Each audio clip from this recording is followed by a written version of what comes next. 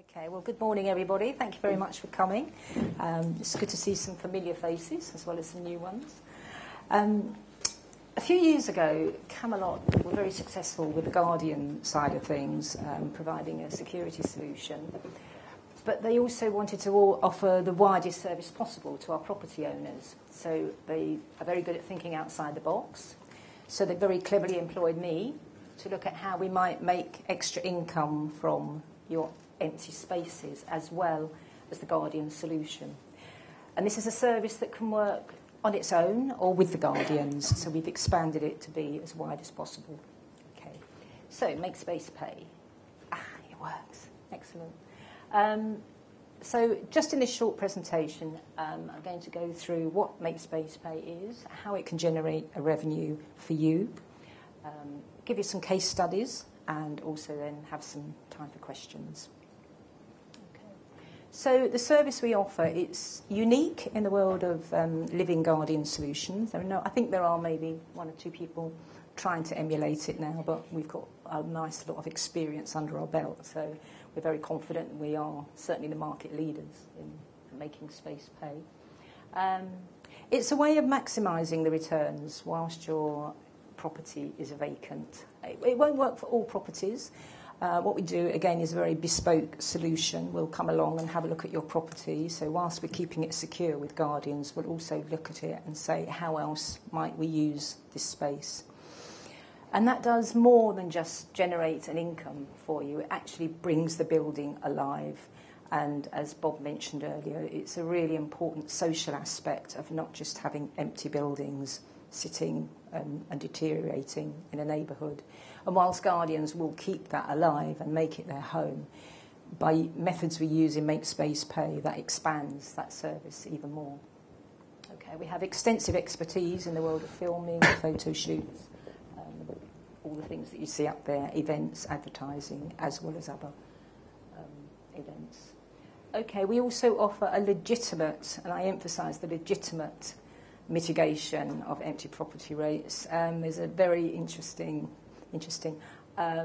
few ideas that are now coming around, because obviously it is a major problem paying business rates on empty properties, and we made a firm decision at Camelot to only use legitimate methods of mitigating property rates, because as some of you probably know, if you do put a scheme in, and even if you qualify for empty property rates, if the council decide up to a year later that that was not a legitimate scheme, you may have to end up paying the rates retrospectively. So we decided right in the beginning to use a genuine solution to this.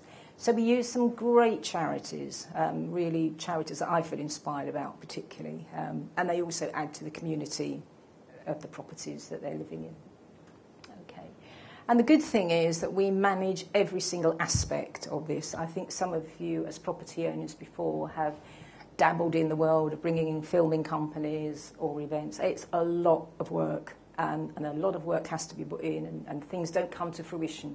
So we manage every single aspect of that for you, whilst at the same time bearing in mind that a lot of people we work with have very sensitive needs and issues around their properties. Certain councils will have to take very judgmental view on what can be filmed in their properties. So we do a sort of vetting system to make sure it's suitable for the particular property owner. Okay. And just one example of one building that we used, a fantastic building we had in City Road, through Make Space Pay alone. We managed to generate an income for one client for £129,000 and kept the building safe and secure for 9 months with our Guardians at the same time. Okay, so how do we do it? These are all the methods that we have used successfully, both here and in Holland. Film locations, photo shoots, advertising, unit base, event space, and as I say, mitigation of empty commercial rates.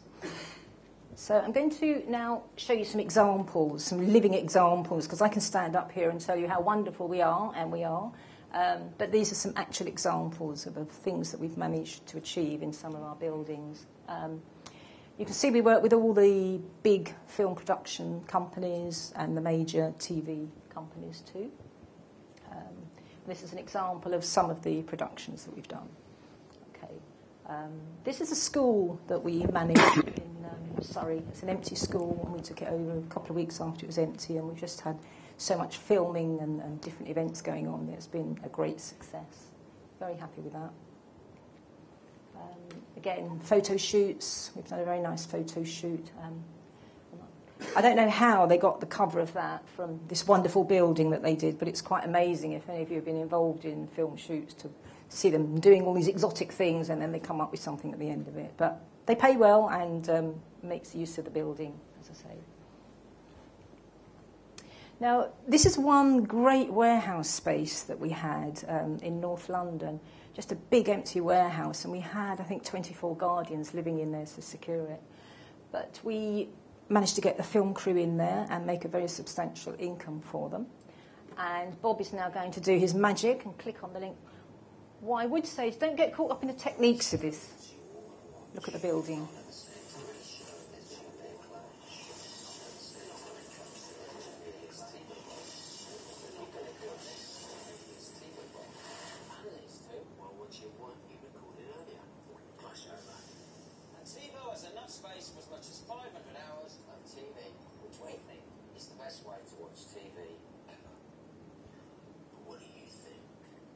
Okay, so if you can take yourself away from the technicalities of the actual advert, that was one of our building, our warehouse space. They just put a bank of lights, spent a whole week shooting that commercial, and made a substantial income for the owner as well when it lasts 2 minutes. So, okay. So this was another great warehouse space that we had, and you can see the empty building there on the right. One of the challenges for this advertisement was that we had to find a space to fill a tank with several hundred gallons of water to have models floating around in it.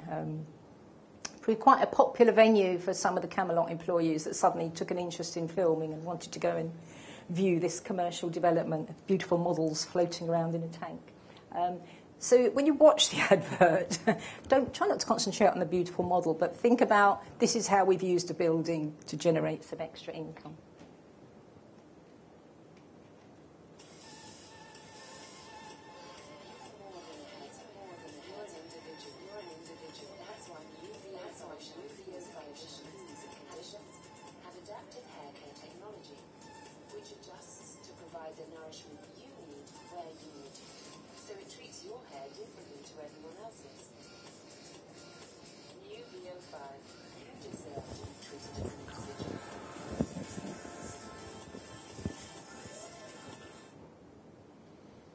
Okay, so again, a good use of a great space to make a commercial. It doesn't look anything like the warehouse when you see it in the advert.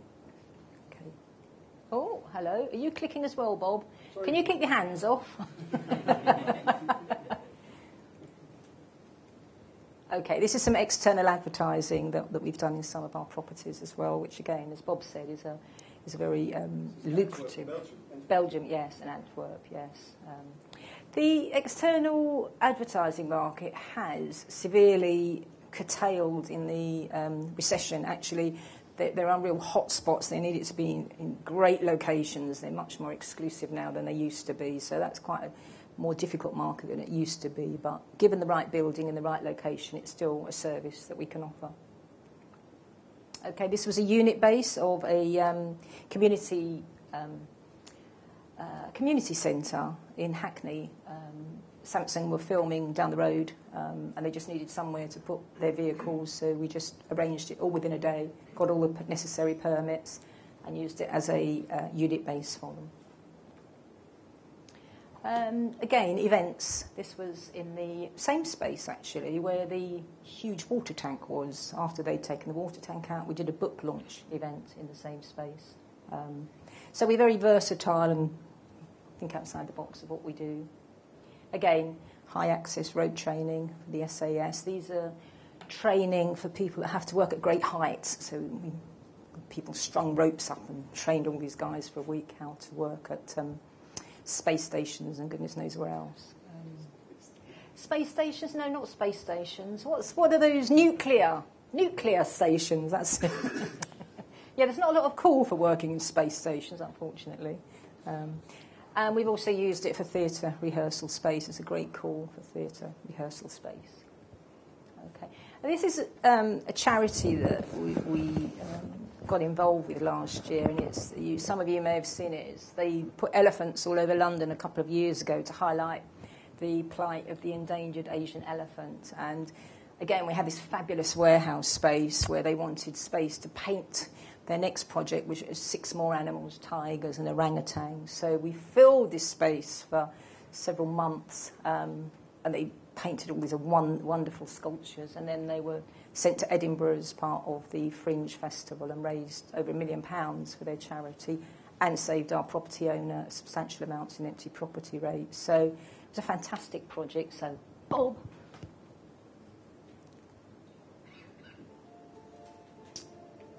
Desperation breeds innovation.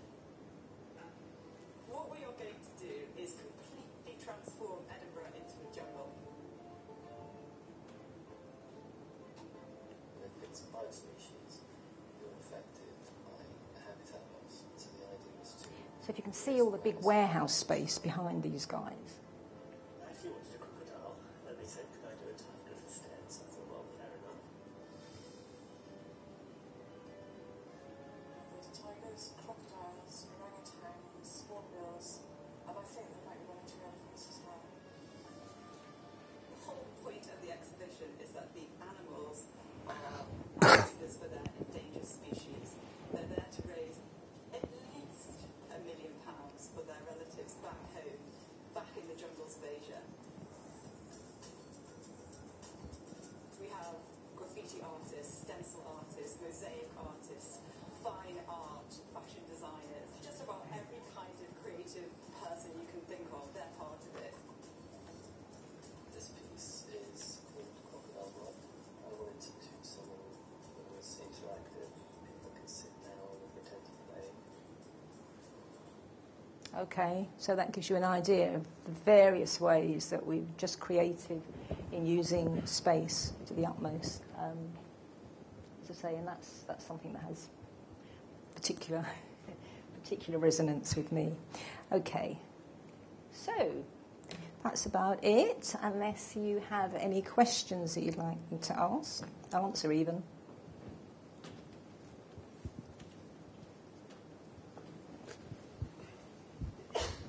Thank you. When you're taking this space and you're taking a licence on a premises, do you tend to use your own legal departments, or do you rely on the owners or landlords' legal departments? No, we have our own legal. We've been through all the legal documents with our own lawyers. We have our own make space pay contracts. We spent many months making sure we had a very good. What we usually do is take out a contract with the property owner, and then for each of these individual events in each property, we would take out a licence to occupy with each of those. And quite often we use a meanwhile lease as well, so that the property is not tied up. It's just for a short period of time, and it has the same notice period as our guardians, usually 3 weeks, so that it mirrors the guardian contract. Because we've been very aware whilst we do this that property owners don't want to risk handing their building over if they've got development plans. I mean, the building in question where the elephant family were, that's now completely demolished, which is a shame, but it's now being redeveloped, and all according to time, and we managed to do so much in the few months that we had it.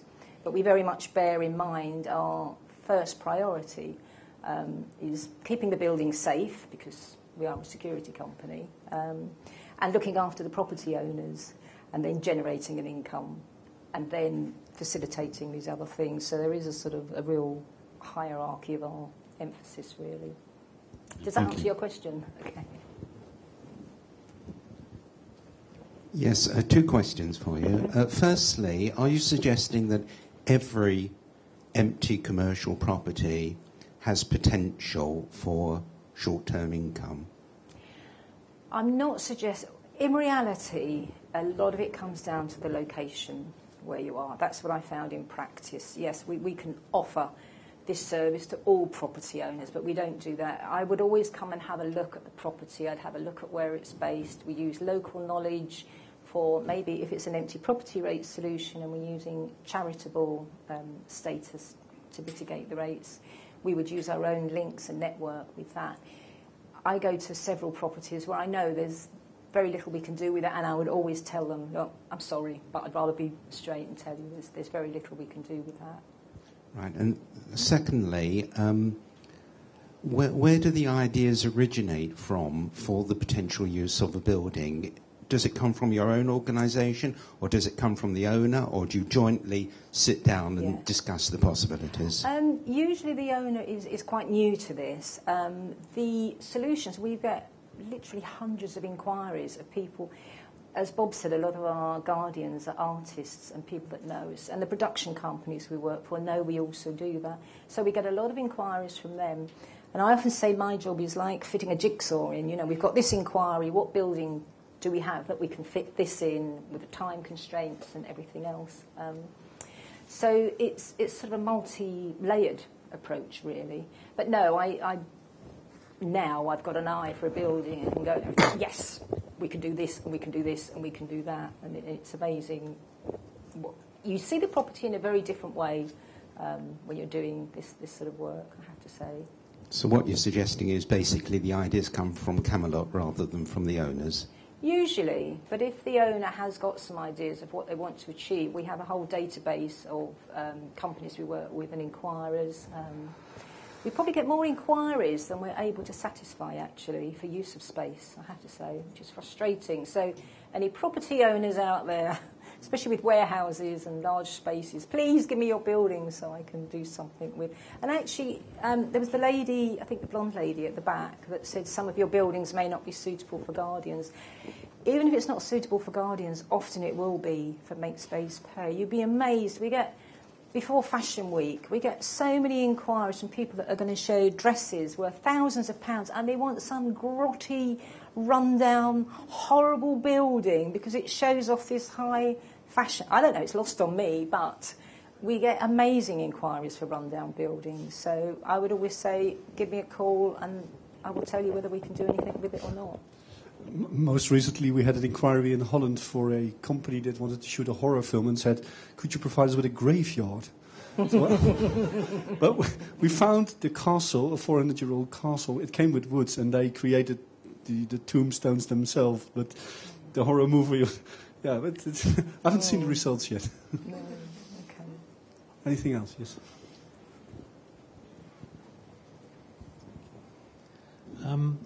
It says on the poster, Camelot protects by occupation, but that's not rateable occupation, presumably.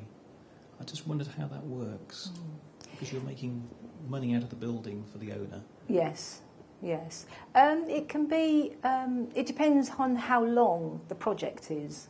Some of the shorter projects, and as I say, we work with the major production companies, so if it's a long production, they will pay the rateable value all within their fees. If it's a shorter one, maybe not. It really depends on each project, actually.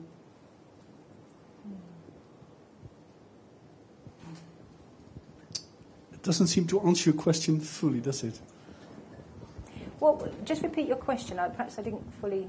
I'm just trying to get my head around it. The building's empty, so the owner's normally paying empty business rates if it's commercial premises. Who's taking on that bill when you're using it? Well, it depends. Again, that's something we negotiate with the owners if they want their rates covered within that. But usually what happens, say like the BBC will come, and I will ask, what's your available budget? And that will cover the period. The owner is still liable for the rates, but the fees that we get, hopefully, will cover the rates plus some extra. So half a dozen people in a school, business rates due, is that right, by the owner? You've got half a dozen of your... Are you saying the Guardian? Are you talking about the Guardian side? Yeah. Sorry, I'm talking about the Make Space Pay. That's where I thought there was some confusion. No, I think... where's Paul, our man? They pay the rates on the Guardians in a different way. I think that comes... Can I start? Please. You're thinking of the... 1 second, Tony, 1 second. I can't... No, I'm thinking... What happens with a number of the commercial buildings and places like schools? Schools wouldn't be paying rates in the first place, but the commercial buildings would be. However, what the council look at with their guardians, because they are in residence, they are looking for a council tax payment from them. So what normally happens, they rate the building usually at the highest rate, and within the guardian licence, we take a small amount from each of the guardians to pay their share of the council tax. So the council tax gets paid individually for the building. Does that answer the question? No? Okay. Thanks, Tony. Gentleman over there. Hi, Rosemarie. You mentioned that obviously everything that you're doing is legitimate. What are the non-legitimate ways of avoiding? Because I mean, it's all right you saying everything's this is all legitimate, but I mean, all the juicy stories will come. But okay. what sort of things are not legitimate? Or Okay, so we've had most of those companies approach Camelot and offer us a solution. So I do know a few of them. I won't name any by names because I'll probably be liable or slander or whatever. What was one we always said? Oh, we could put a poster up in your window, and then we are occupying the premises as a business. And we said, well, no, you're not actually. You're just putting a poster in the window. To be careful here.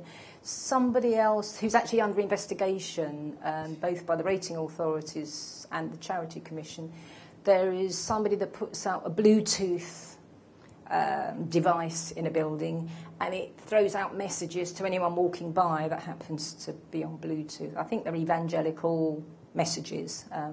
So they're saying that they're occupying the building as a legitimate charitable solution. So there's plenty around if you want to find them, for sure. Got a much better one. Oh, right, okay. Yeah. There was someone setting up companies, placing them into on long leases into buildings, putting them into administration, not appointing an administrator and leaving it in limbo for however long. Ah, okay. So, well, and quite rightly, the councils, we're talking about mitigating empty rates. Councils have a duty to bring in rates. They're taxpayers. They're people like you and I are paying our rates. So I think this is why we've taken the stance we have, and I'm going to introduce you to Wayne in a moment, who I think is doing a fantastic job with his charity.